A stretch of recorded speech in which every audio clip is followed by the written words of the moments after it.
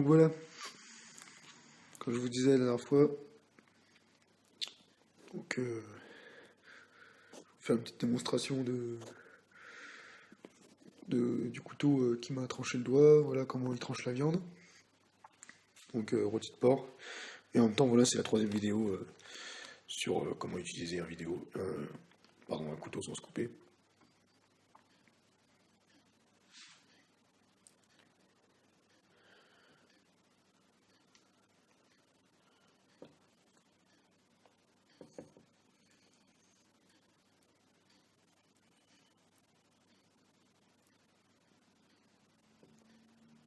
Donc vous voyez, ça rentre aisément. Donc, pour couper, que ce soit de la viande ou légumes, sans se couper, on plie les doigts. Toujours les doigts le moins possible, les autres doigts le moins près de la lame, on met l'index.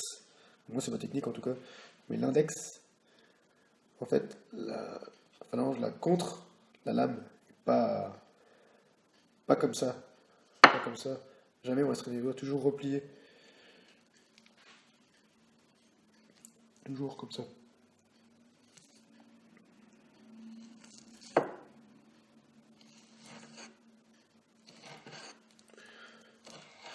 Là, je force même pas, c'est juste le poids de la lame qui fait la coupe.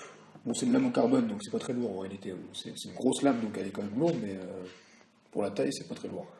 Parce que l'acier en carbone, c'est ce qu'il y a de plus léger. Enfin, tout dépend de la teneur de carbone. Voilà pour la viande. Donc ça, normalement, c'est pas trop des couteaux. Vaut mieux éviter justement de tout ce qui est protéines, la viande, parce que c'est acide. L'acier au carbone n'aime pas trop. Je préfère le végétal. C'est bien d'ailleurs. Pour entretenir avec de l'huile végétale, c'est génial. Donc maintenant, je vais vous montrer, les légumes. Je vais vous montrer sur poivrons, pommes de terre, carottes. Comment on utilise le couteau sans se couper sur les légumes. Donc ensuite, les petits légumes. Alors ça va être le même principe. Moi, je préfère quand même, à la base, je cuisine pas avec ce couteau. Je préfère utiliser ce couteau, qui est un couteau en céramique, qui est beaucoup mieux, beaucoup plus propre en fait. Ça va permettre de faire des tranches beaucoup plus fines. Et puis ce qui est génial avec ces couteaux céramiques, c'est que c'est super léger, ça s'aiguise pas. Le seul inconvénient, c'est que ça casse facilement. En effet, cette lame, comme vous voyez au bout, a déjà été cassée. Elle était pointue avant. Donc pareil. Alors moi ce que j'aime bien faire, c'est les mouvements avec la lame comme ça. Donc, allez.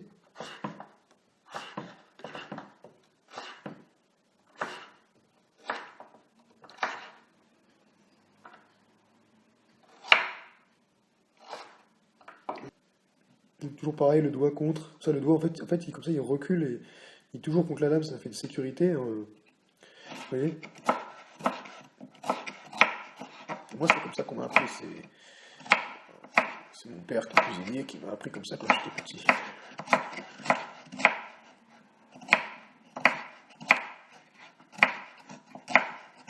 Voilà, et puis après, quand on acquiert la technique, on va dire plus vite. Hein. Moi, je suis pas un pro, mais bon. Au fur et à mesure, on recule toujours les doigts. Voilà.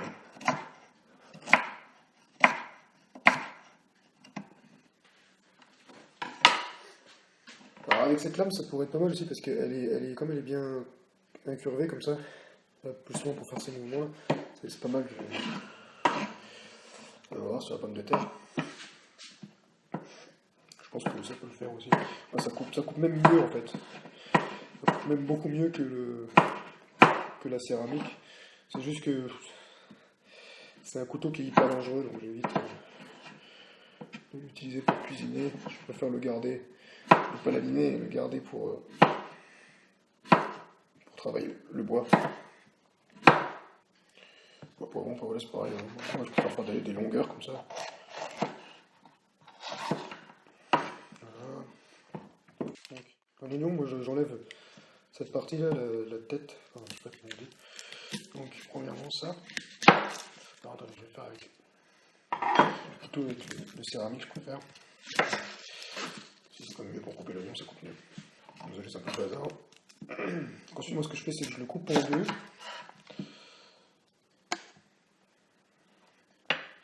J'enlève la première couche de peau qui contient le gaz irritant avec les yeux.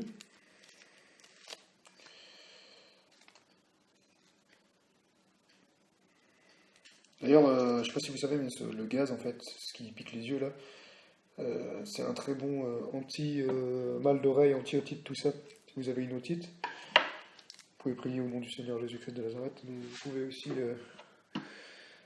remède très naturel, vous mettez simplement un oignon contre votre oreille, et ça fonctionne très bien. Alors moi, comment je coupe un oignon, c'est de façon traditionnelle, vous faites des petites entailles comme ça. Je pense que vous avez déjà vu ça. Faire d'abord des petites entailles comme ça.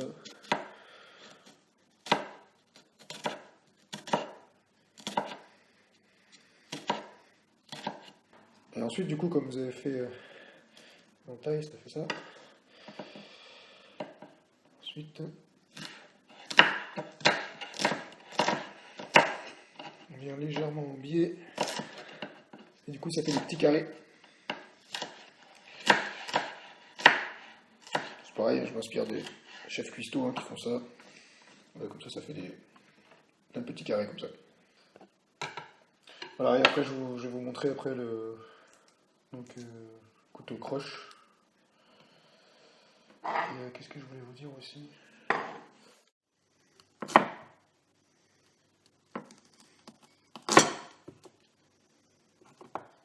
Vous voyez, en fait, il n'y a pas besoin de deuxième main. Hein.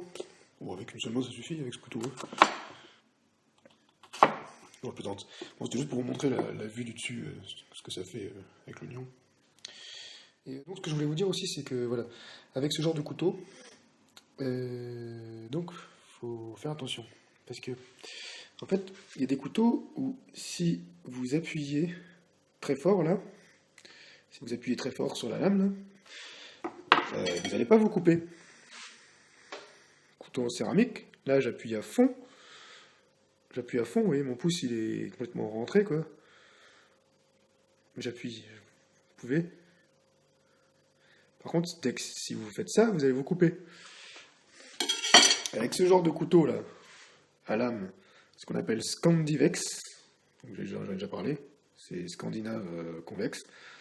En fait, une lame scandinave, c'est la lame qui va... comment dire, qui va avoir une grosse partie... en fait, le tranchant va être très large, c'est les lames scandinaves, la dernière partie de la lame est très large. Les lames convexes sont les lames classiques, où le tranchant est très fin et très incliné. Vous voyez, c'est comme ça. Ça, c'est une lame, c'est du convexe. Vous voyez pas bien, mais bon. Après, il y a les émontures plates, comme par exemple le Duk. Ça c'est le couteau émouture plate. Mais la lame, en fait, elle est d'un seul tenant. Il n'y a pas de... Les opinels, c'est la même chose. Je vous montre juste en même temps. Voilà, opinel pareil, émouture plate. Alors, voilà, bon, ça c'est un opinel inox. Les vrais opinels, non, enfin, bon, les opinels de base, c'est de lame au carbone. Hein. Le Duk, c'est de lame au carbone. C'est ce qu'il y a de mieux niveau tranchant. Voilà, je vous montre comme ça ça c'est une émonture convexe. Donc en fait, il y a la première partie comme ça, mais là, elle est convexe parce que il y a une séparation en fait. Le fil de la lame est séparé Alors que voilà, les montures Scandivex, la Scandivex, elle en fait, c'est, vous voyez, je sais pas si vous voyez, c'est aussi large en fait, ça continue quand même. C'est-à-dire c'est arrondi en fait. Bref, et du coup, ça donne une pénétration en fait énorme, très fort pouvoir de pénétration de tranchant. Ça accroche direct en fait. Et donc, vous pouvez pas vous amuser avec ce type de lame, vous pouvez pas vous amuser en fait à couper en tenant en fait la patate douce par exemple là comme ça et appuyer là. Là, vous allez vous couper le doigt. Voilà. Avec, je vous montrerai pareil tout à l'heure avec le couteau croche. C'est pareil, je me suis déjà coupé le pouce. Ça, c'est avec le couteau croche. Je sais pas si vous voyez la petite coupure là.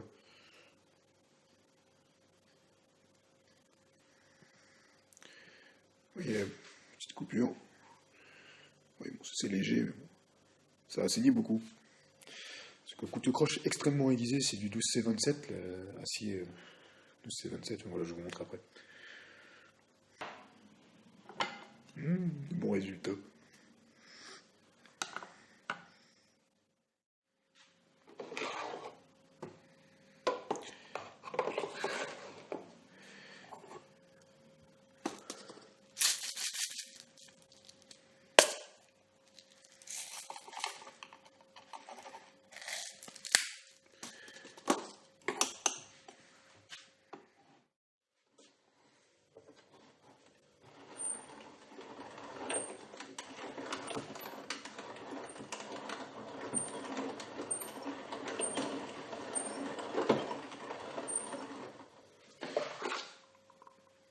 Super moulin à moudre le poivre. Brocante. Ça coûte que dalle.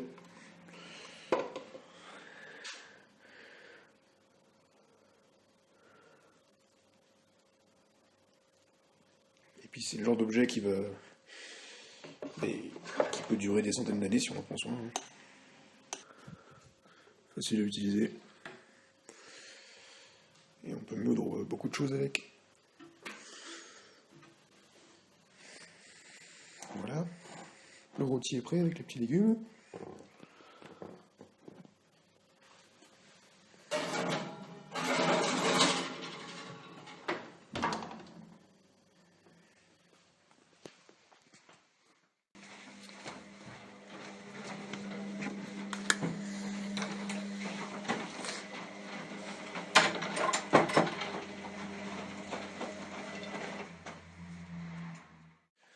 Donc maintenant, le couteau croche. Donc en fait, comme je vous disais, voilà, c'est ça une lame scandinave. Ça, c'est une lame scandinave. Vous voyez la différence. Donc couteau croche. Hop.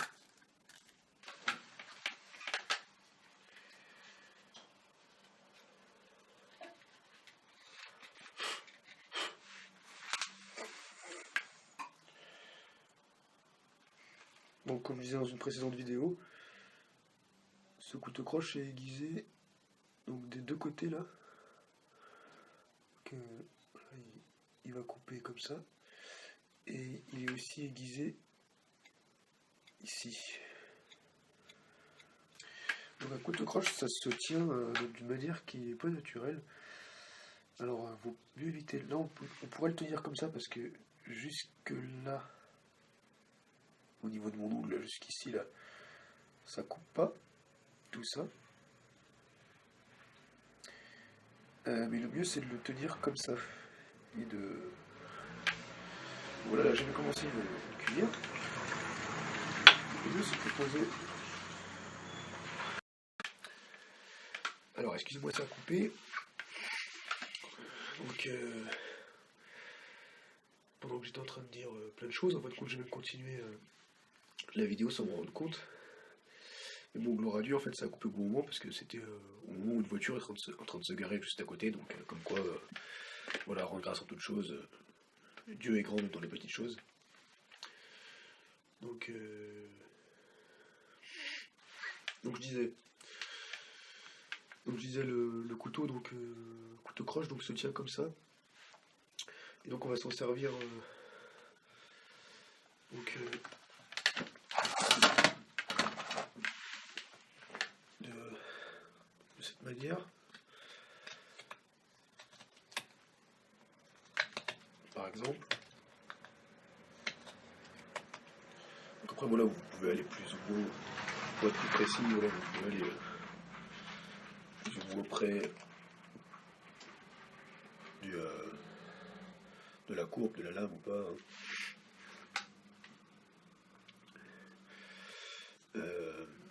Voilà, ce qui est super, donc c'est que c'est un couteau à la fois donc droitier et gaucher, celui-là comme il est visé des deux côtés.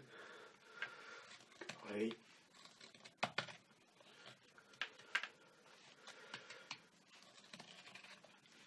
Voilà, c'est un couteau qui va principalement donc servir à faire ça. Hein. Ensuite, vous pouvez vous servir aussi pour faire, par exemple, les coins, comme ça. Alors, plutôt prendre...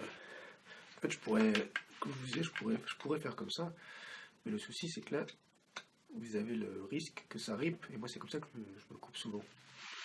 Donc, le mieux, c'est de venir travailler toujours comme ça, en fait. Ou à la limite, vous pouvez faire en poussant comme ça. Bon, c'est pas très pratique. Pour la technique que j'ai inventée, on va dire, ça prend le même principe qu'avec les autres couteaux. Vous savez, je vous disais, poser la lame sur le genou, là, moi, je cale mon poignet comme ça. Et pareil, c'est l'objet qui vient faire le mouvement et pas la lame. La lame, elle fait juste, là, le poignet, il fait juste là. Il vient juste faire le mouvement comme ça de haut en bas.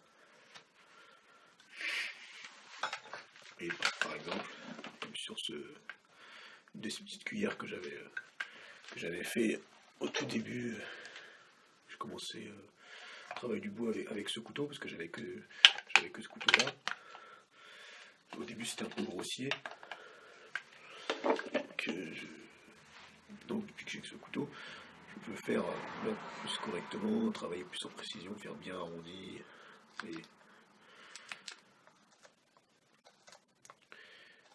Bon, ça en principe, de toute façon, pour faire les coins là, en principe le mieux c'est de venir travailler soit à la hache comme ça, hein, ou soit voilà, avec un couteau en bâtonnage, et faire des. Voilà. Je vous montrerai comment on fabrique une cuillère en bois, je ferai peut-être une vidéo là-dessus, de A à Z. Donc voilà, vous faites une entaille avec avec une scie, et après vous venez taper comme ça. De toute façon, j'avais déjà mis des liens dans la description de la vidéo. Et donc troisième fonction donc pour un couteau croche, donc ce qui est génial, c'est de faire donc, ce que j'ai fait tout à l'heure pendant que la vidéo a coupé, c'est ce qu'on appelle des feather sticks. C'est génial pour allumer un feu. Vous voyez, ça fait des petites franges comme ça, petites flanelles là. Donc je vous remontre en fait. Donc vous prenez en fait le couteau comme ça, vous posez juste directement la lame sur le bois et vous forcez à peine quoi, enfin même pas, c'est même le bois qui vient faire le mouvement, c'est même pas le couteau. Voilà. Et ça donc ça vous permet d'allumer un feu très facilement, d'avoir un bout de bois comme ça avec plein de petites franges. Donc voilà, puis encore une fois ça fait plein de petits copeaux qui sont géniaux aussi pour allumer le feu. Donc voilà pour le couteau croche.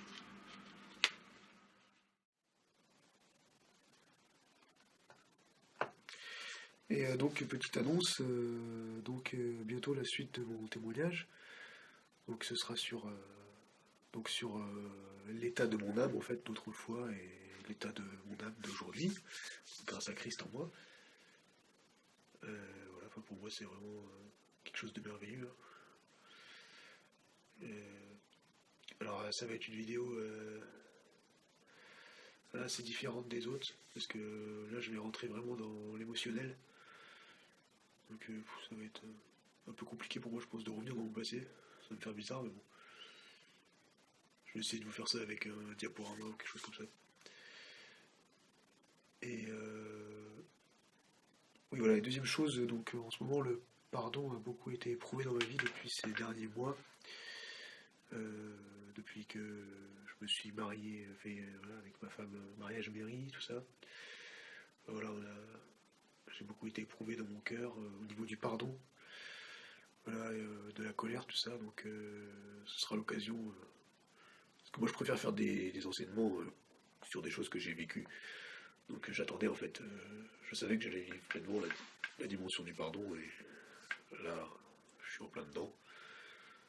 Donc voilà, c'était sur ma série de vidéos que j'avais commencé sur comment comprendre la parole de Dieu et les Écritures, tout ça là. J'avais fait 3 vidéos déjà et je vous ai montré que j'allais en faire bien une dizaine, enfin au moins 10 ou 11, 11 je pense facile. Et donc là, la 4e, c'était sur la repentance, le pardon. Et donc j'ai parlé aussi de, entre guillemets, comment combattre la colère, ou plutôt comment ne pas la combattre. En fait, comment rester les yeux fixés sur Christ face à la colère, et même comment, en fait, c'est pas comment, mais voir en fait que la colère n'est pas forcément mauvaise si elle est tournée vers le bon ennemi. Puisqu'il y a la colère divine, par exemple. La colère divine, bon, en fait, on a déjà vu que c'était c'est la sainteté de Dieu, en fait. Voilà. Merci beaucoup. Jésus-Christ est la paix qui est formée en vous. Il est la joie et la douceur. Amen.